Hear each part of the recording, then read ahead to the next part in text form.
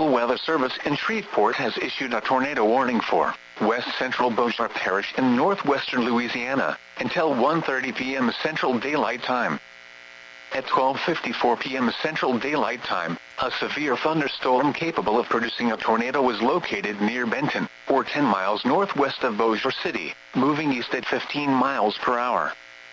Hazard: tornado. Source: radar indicated rotation. Impact: flying debris will be dangerous to those caught without shelter. Mobile homes will be damaged or destroyed.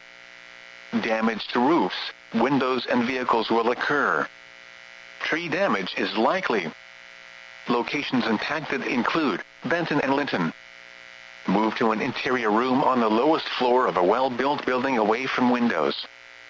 If you are outdoors, in a mobile home, or in a vehicle, move to the closest substantial shelter and protect yourself from flying debris.